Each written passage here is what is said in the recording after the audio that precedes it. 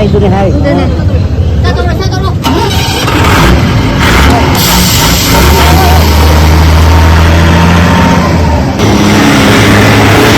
Mamangi Saigi Recorda September Pauda 1,80,000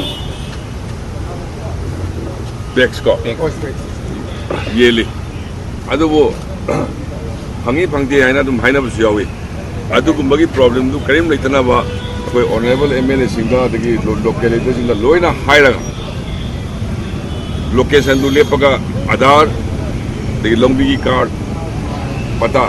For a person to the Magi quantity to Sana Sana Pivagi Pudong Sabado and the owner of Piva, Madam D.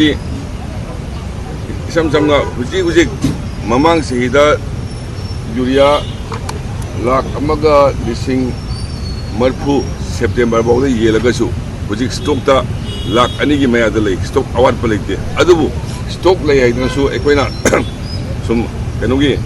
Organic farming function was a single living. Lady and a lower get opportunity.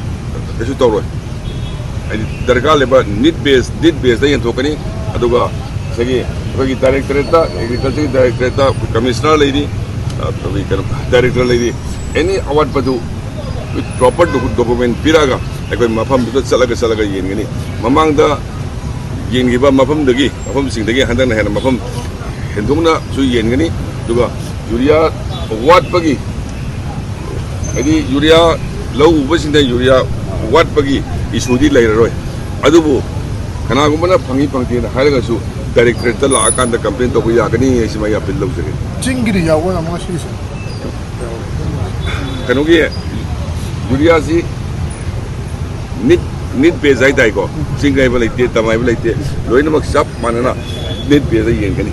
Thank you. Ngasigi oina di ahan bagi ngasi hodok pun meni ngasigi oina mafam ni pani etho kadabane mafam je akhoi gi central level location hai tare ko adu da khala ga program se jun kunthra boki program sinjabani asida mafam mafu ga tare ni asida central location sing je district tagi akhoi na collect toraga akhoi gi main power do planning toraga ngasigi aham ba hobogin oina mafam ni pan si Imphal East mafam ani me yauri Bishnupur ani me yauri Imphal West ani ma aduga Thobal district omda ani mafam ani ma ko Kaching district daga Kaching ama Thobal ama adumai mafam ni pan dei ngasi dei hojabani aduga har si akoina truck amam di thakre aduga akoi godown da truck taruk tare ama akoina load taraga adum akoi gi reserve ta thamni mafam dagi akoi punga ma tar ko saida farmer gi mayam kyam la yeni yenga akoi adudagi feedback am lojagani aduga awada pa lerega di adum adugi awala pa dum mekhana badum thajagani marakta aduga marfu tare che honorable CM na sahabirame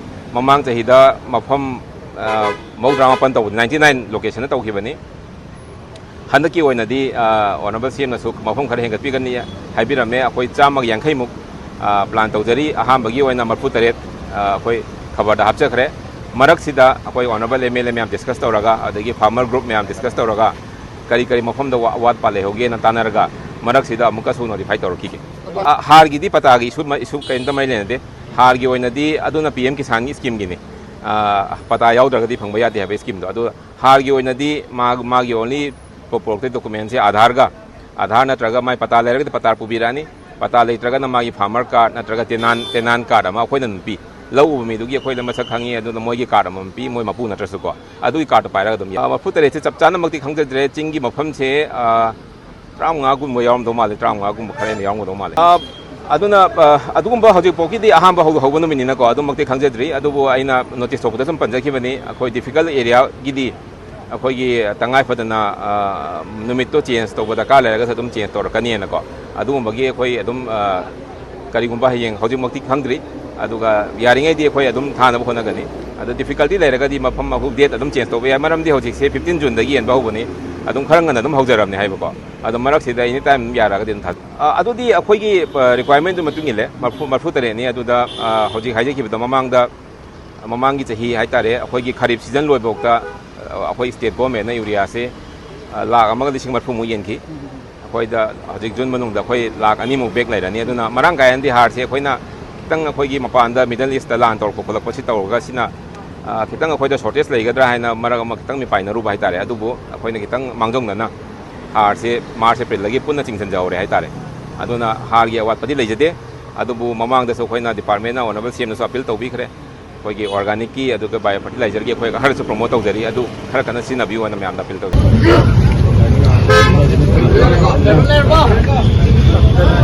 Hai dune hai.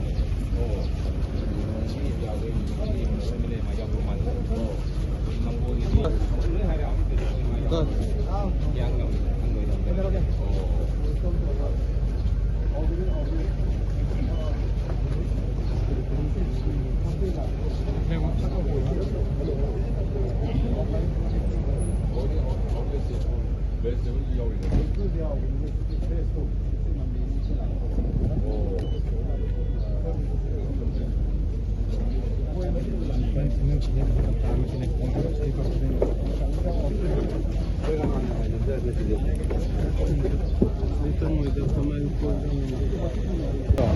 ada overlay tu nang lagi orang. Kai tu nang mesti nang apa ya? Okey tu. Kalau kai dia mah, hai dia saya lah kerja apa? Saya dia kerja fresh tu. Mungkin orang